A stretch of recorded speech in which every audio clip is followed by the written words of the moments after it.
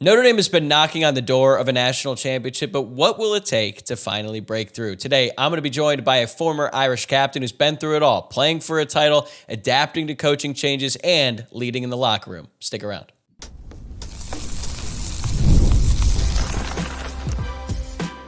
You are Locked On Irish, your daily podcast on the Notre Dame Fighting Irish. Part of the Locked On Podcast Network, your team every day. What's going on, and welcome into another edition of Locked On Irish, your daily Notre Dame podcast. I'm your host, Tyler Wojciak. I'm a Notre Dame alum and producer at Fox Sports, and I'm excited to have you here with me on Thursday, April 3rd, and thank you for making this your first listen of the day. This episode is brought to you by FanDuel. Right now, new customers can get $200 in bonus bets when your first $5 bet wins, and before we dive in, don't forget to subscribe on your preferred platform so you never miss an episode. But as for this episode, I'm going to be joined by former Notre Dame captain and 8-year NFL vet Matthias Farley to break down where the Irish stand heading into 2025. We're going to dive into what it takes to reach a national championship and finally win one, along with his thoughts on Notre Dame's transition at defensive coordinator, the evolution of the program under Marcus Freeman, and the key players who can make a difference this season. Plus, Matthias shares what it was like leading the Irish on and off the field and how the program has changed since his playing days. Let's dive in. All right, I'm really excited about this one. Joining me today is a name Notre Dame fans will remember well, Matthias Farley, a key contributor from 2012 through 2015 and a team captain. In his final season, he went on to carve out an impressive 8-year NFL career. Now he's enjoying life in Charlotte and was kind enough to take some time out of his day to talk some ball with us. Matthias, what's it been like reconnecting with Notre Dame football without the grind of the NFL schedule? Yeah, no, Tyler, it's awesome to be here. Thanks for having me on. It's a lot different. I think when you're playing, bouncing around teams and kind of how my career went in the league, it's hard to even watch games because you have meetings on Saturday, you're traveling. So this year being the first one out, I definitely had a lot closer eye on my Irish and seeing how everybody was doing and performing. And I got to be a fan. I played and then I left and kept playing. And now, I feel like I'm stepping into that phase of getting to actually experience games and taking my family, my son to games, and having him indoctrinated early is super important. So it's been a good transition to be on this side of ball for sure. Indoctrinated is a good word for brainwash, because I think that's what happened with me and my parents. I didn't really have much of a choice here, was born into it, but I'm grateful I was. How many games did you say you went to last season? So I went to 4 last year, including the national championship. And it was awesome. I'd never gone to that many. I probably had gone to 4 in the last 5 or 6 years. And it was it's a unique experience just to go and just be there and not have any of the stress or, be in and out, like actually get to have time, walk campus. It's a totally different vantage point. And I really do love it for sure. I actually want to start with that national championship because you played in the 2012 game against Alabama and you were in attendance against Ohio State. And after the loss to Alabama, it felt like Notre Dame was still a long way from competing at the highest level, and it took 12 years for them to get back to that stage. Now, even though the result was the same and they lost, it feels like they're so much closer to breaking through and actually winning a national championship. So what stood out to you from that game that makes you believe that they're on the verge of getting over that hump? I mean, I think you just look back at the season, like the team was in playoff mode from the Northern Illinois loss, so it just – that mentality and that resilience that was built, knowing you got to, handle business week in and week out. There is no wiggle room. I think that's what stood out the most over the totality of the season. And then also in the game, I don't know what we're allowed to say and not say, but like Ohio State paid a lot of money for their team.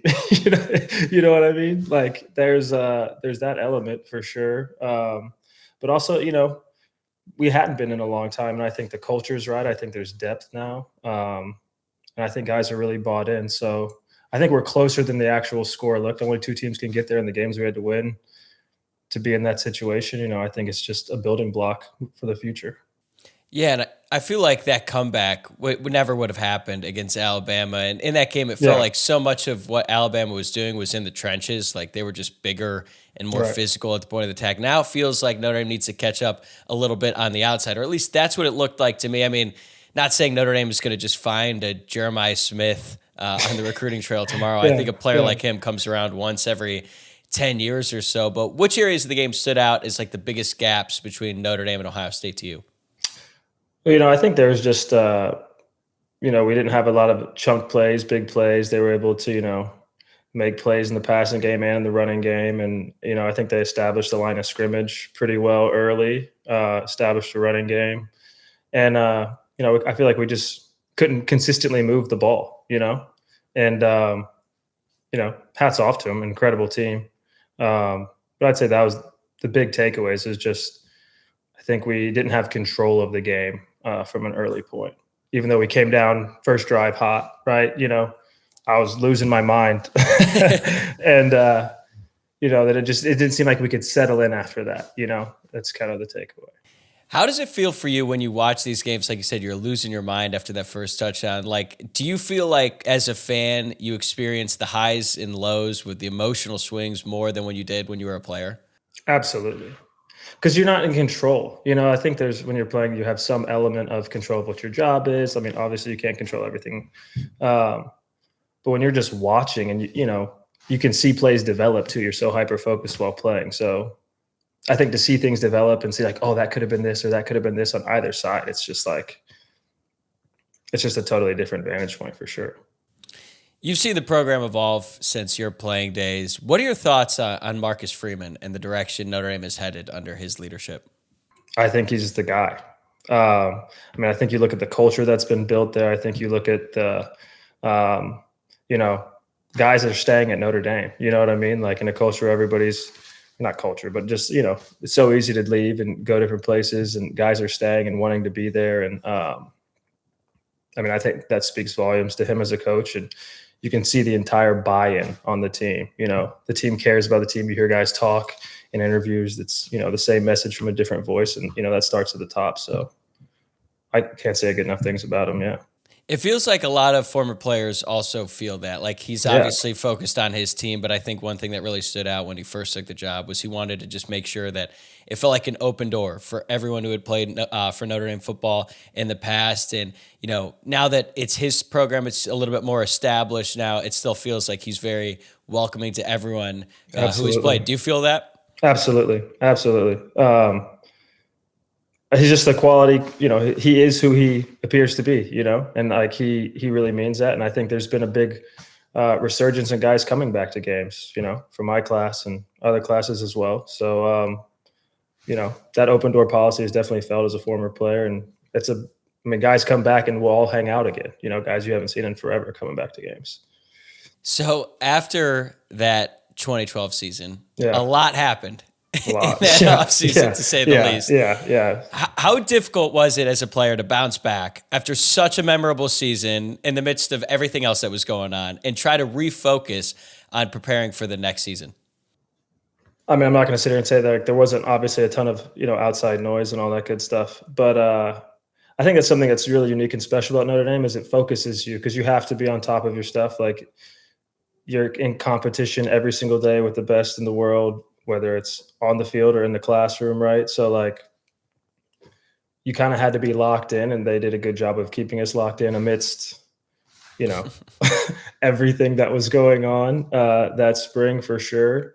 And then there's that reset button, I think everybody who hits an offseason in college, especially you hit that reset button in spring ball and, create clear goals for the next season. And, the process to that next year starts, in winter workouts.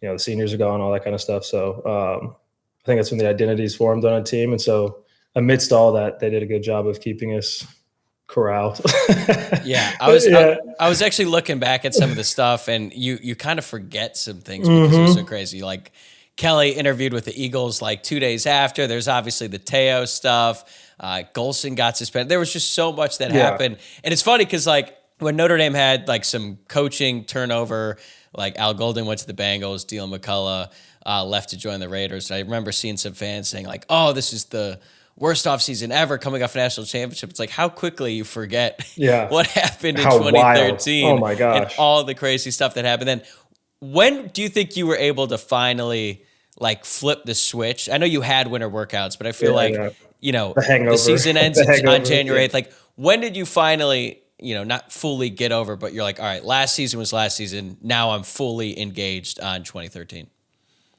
I think, that's a great question. I think the the reset button really starts. I mean, you're getting stronger through winter workouts, you're healing up, but like it's when that you start like spring practice, I think is like, okay, it's real again. You've been in meetings and all that stuff. It's every time, there's that hiatus from being on the grass and then you get back on it, or turf, but the field.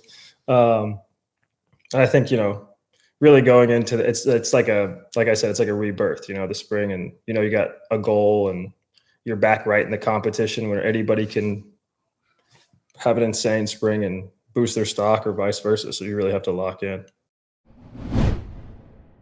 We'll be right back with Matthias to hear his thoughts on how leadership is developed in the locker room. But first, I want to talk to you about 5-Hour Energy. Daylight savings snuck up on us again, and if you're feeling that lost hour of sleep, 5-Hour Energy has your back. The extra sunshine means more time for fun, but sometimes you need a little boost to power through. Whether you're staying up late watching the NCAA tournament, squeezing in a round of golf after work, or just trying to keep up with your busy day, 5-Hour Energy gives you that quick, refreshing pick-me-up whenever you need it. I've been staying up late watching all the tournament action, and 5-Hour Energy helps me keep me up the next day, whether I'm at a game or traveling. 5-Hour Energy is easy to grab, and it keeps me feeling refreshed.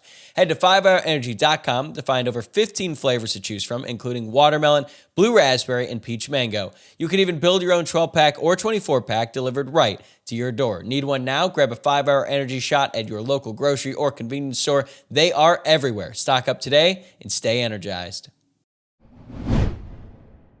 When it comes to player development, which part of the offseason did you find the most impactful or beneficial for your growth? Is it winter workouts, spring practice, summer, or training camp? I know they're all very different, but where did you see your game improve the most?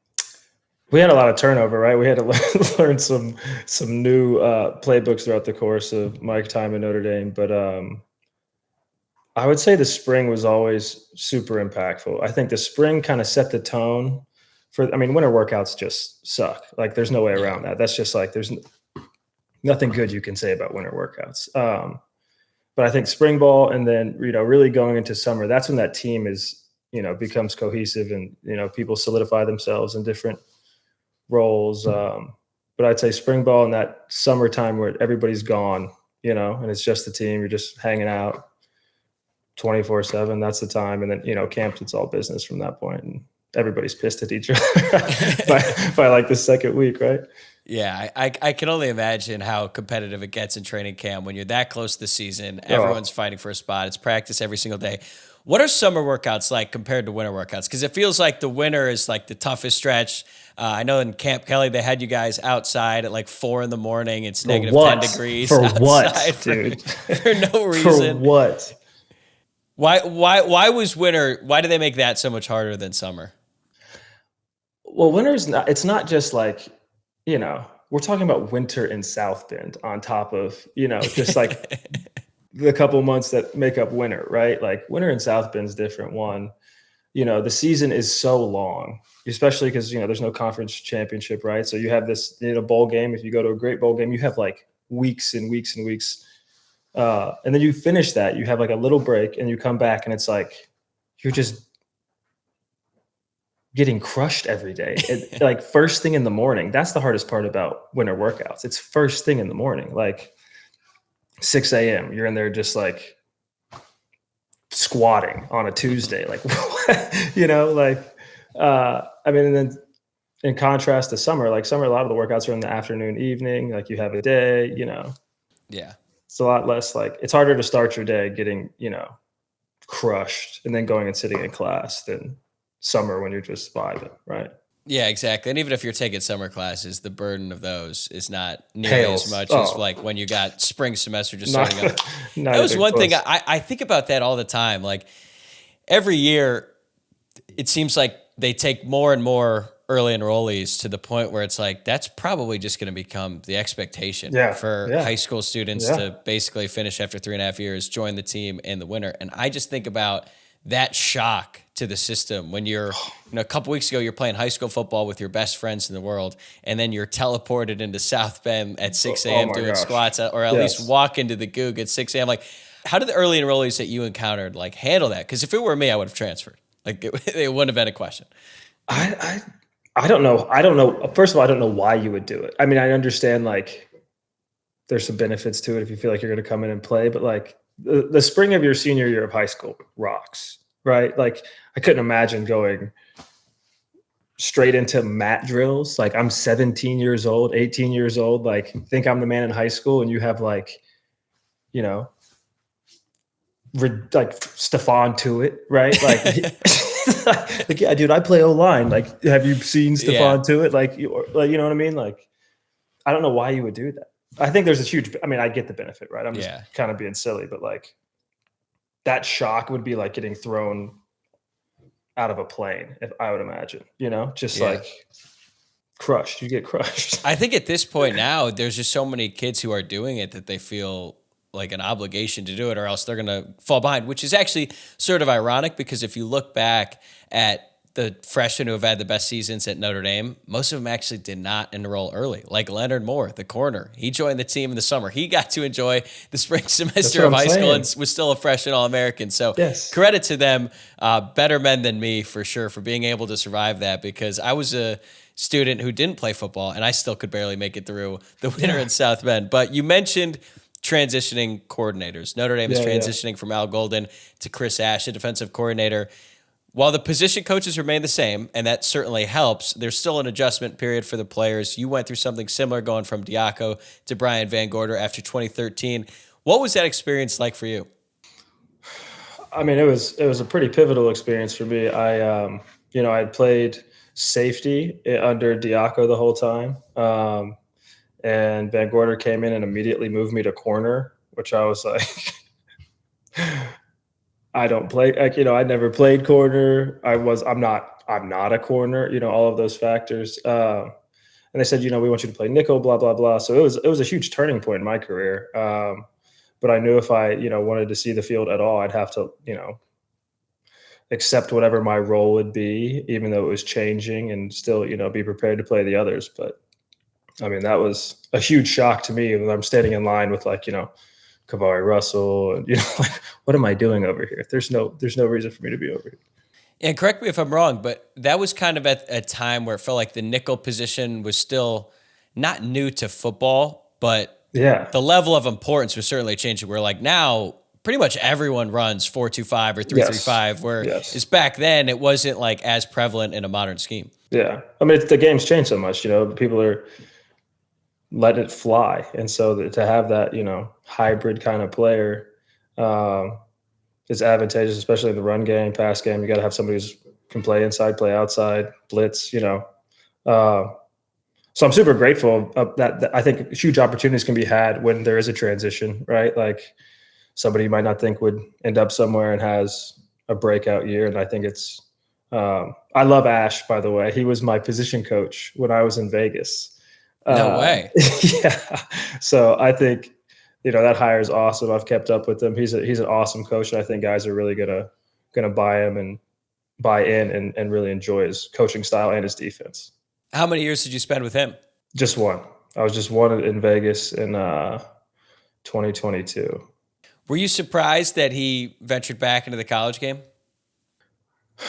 No, you know, I think college football and the NFL is more similar than it's ever been before, you know. And he'd been in the college game. I think he really, I don't want to speak for him, obviously, but I think he really enjoys, you know, the college age, like, demographic of, you know, players going out, and you can really learn so much at that point. You're not dealing with, you know, 10, 12-year vets and stuff. It's a little just different. But no, it doesn't surprise me. He's the man, though. Have you ever talked to him?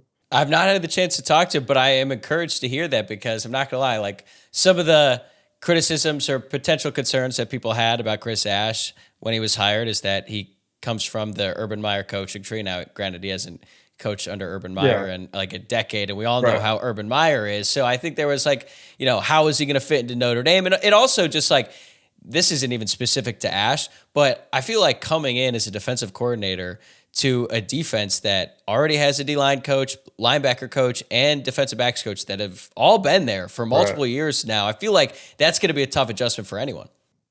Yeah, I think that, you know, I think there's going to be a maturation process as it relates to the cohesiveness and everybody, you know, just meshing and learning, you know, but that's what the spring's for. And you know, the best part, in my opinion, about the whole thing is, Notre Dame has so much talent on defense, and it's all about just, letting that talent be talented and not handcuffing them. I think Ash is going to do a good job of allowing the players to play for sure.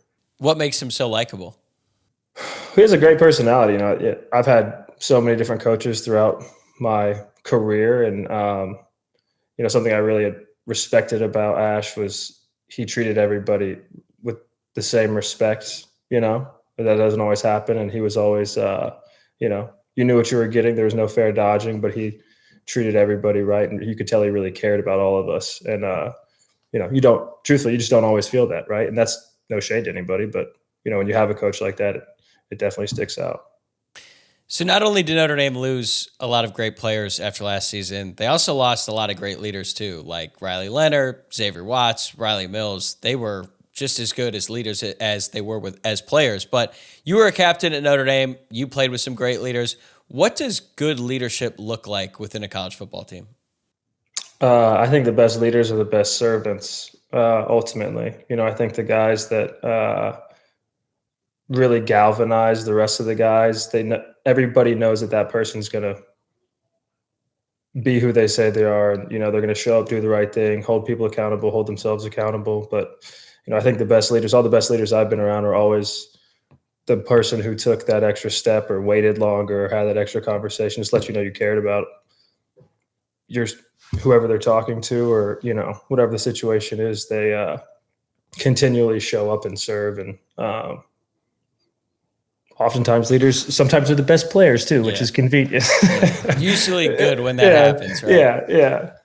So how does that take shape this time of year? Because, Notre Dame lost so many of them, and they're just coming off this brutal season. So then they got to go right into winter workouts, and then they have spring practice. Like, is this kind of the most pivotal time, or do you think that it really starts to show itself in training camp when you're really close to the season? I think people know who the leaders are around them. I don't think anybody ends up in that role, and typically by just some complete whim or accident. Like oftentimes it's team voted or whatever the case may be. So I think everybody knows who the next leaders probably are. I'd also say sometimes the leaders are the ones who don't know that they are, while everyone else might. Guys who just continually show. Like we had like Joe Schmidt, right, when I was in college, and he was just Joe Schmidt, but he didn't think necessarily he was a leader. He was an incredible leader, but he was just being himself, right? So I think there's guys like that will show up, that might step into a leadership role, because there were so many leaders.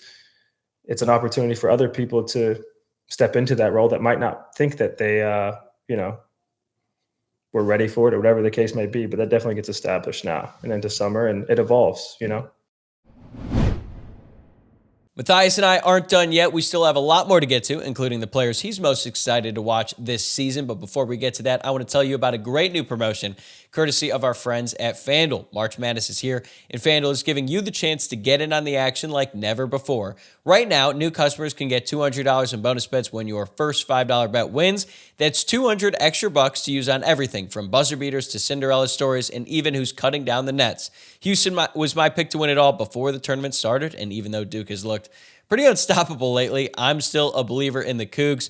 Houston is 4.5-point dogs against the Blue Devils in the Final Four, but I'm sticking with my pick. I'm taking Houston outright. Give me Cougars money line. With tournament games happening almost every day, there is always something exciting to bet on. The FanDuel app is simple to use, and when I win, I get paid instantly. No waiting around. So visit FanDuel.com and get in on the college hoops action all tournament long. How different is spring practice as a vet compared to a freshman or just any underclassman? Well, you're just trying to prove everything when you're in spring ball. It's a lot of times that's your first opportunity to really like a guy like myself, like I redshirted, right? Or, a lot of freshmen will play special teams, or, whatever the case may be. So it's like your first real chance to showcase what you can do. And that's kind of always the case in college. I think, as in the NFL, as you play, you understand that it's a young man's game. You better be, work your tail off in the spring, be ready, but like you don't need to be doing anything crazy. Whereas I think like in college, you're always having, especially now, you're always having to prove yourself, right? Like because the competition is so high, and there's a lot of good players that come out every year, and some 5-star that had to sit the bench who's hungry, they're going to push everybody, and the best players, when you have the best players play, it doesn't matter how old you are, right? Like, so I think your perspective changes as you get older and you understand. But I think when you're young, you're just trying to prove that you can play. And when you're older, you're still trying to just prove that you can play. Time hasn't passed you up. I want to ask you about a couple of specific players here before we let you go. So Notre Dame obviously has the very difficult task of replacing Xavier Watts, who is undoubtedly one of the best safeties in program history. But they've got another guy in Adon Shuler who looks like he could be playing on Sunday soon. What is it about his game that makes him so impactful as a safety? Well, you can tell that Adon has great communication. I think as a safety, you have to be demonstrative. You have to be locked in. Things happen so fast. And I think, he's a freak athlete, right? Like but I'm talking about just like that, what translates into insane safety play, and really he can do everything. He can tackle, he can cover, he doesn't back down from, throwing his nose in there, and he can really just do it all. But he's a great communicator. And I think to be a safety at a super high level, I mean, you saw that with Xavier, he'd be out there directing traffic, constantly. And so he's had that blueprint, and what an opportunity for Adon to be able to, follow in those footsteps, but see Xavier play live and play alongside him is only going to catapult him forward. And he already has all the God-given ability. And I'm so long-winded, but yes, that's my answer. You're good. That's what I wanted to hear, because I think safety is an interesting position because, like you said, you're directing traffic for so many people, and the last line of defense. So a lot of times, if a safety makes a mistake, it ends up in a touchdown. With Xavier Watts, he never made a mistake, like ever. We know, like we've seen the stats, we've watched him return the pick sixes, racking up the interceptions, all that stuff. Is there anything else about his game that you noticed that maybe like the average fan wouldn't see, but you'd watch and be like, he's just special. Like he's just on a different level than everyone else? I think you can tell how prepared he is by the way he plays. He doesn't play panicked. And that comes in during the week, and you see guys like poised in situation that like, ooh, this looks dicey, a high crossing route that whatever, there's no panic. And I think that really comes from preparation, and that sticks out, especially when it's consistent, over weeks and weeks and weeks. Like you're in the right spot, your eyes are right. You can tell that he's going through his technique, both of them. So I think that just comes from preparation, and you can really see that. Yeah, Notre Dame just put out this video, and I think they've been doing it with like all the guys who are about to get drafted, and it'd be like the best of Xavier Watts. And the Watts clip is like 6.5 minutes of him just picking off passes and stuff like that. It's like, did you play wide receiver the whole time? Well, one thing I noticed too, like half of them are thrown right to him. Yeah, and because he just knows exactly where to be. It's unbelievable how many times the ball is just thrown right into his chest. And on one hand, you're like, what does the quarterback do? And it's like, he had no idea he was there. No idea. He's in the perfect spot. His eyes are right. And that's the little stuff, like people think like, oh, you're just making plays all the time. Like you make the plays that come to you. And if you're in the right spot, they come to you a lot more often, Are there any other players who really jumped out to you last season that you're excited to watch this season? I'm super excited to see Bryce Young play more. He had such a insane season, Same high school, right? Well, he went to my high school, so him and Micah Gilbert both did. I'm excited to see, Micah get his opportunity. Excited to see Moore continue to play. He's a lockdown corner.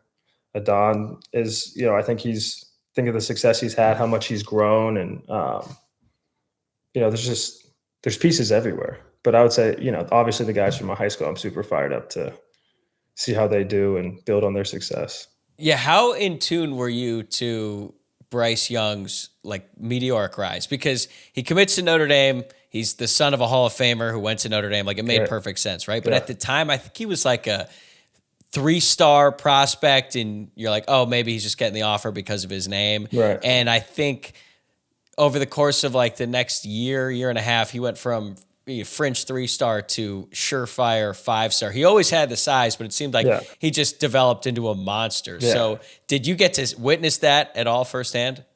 So I I went to a couple of games when he was in high school and watched him play, and it's kind of crazy that people like him are playing high school football. Yeah, he's 6'7". Yeah, it's like, wait a second, the offensive tackle is 6'2". Like, what are we doing?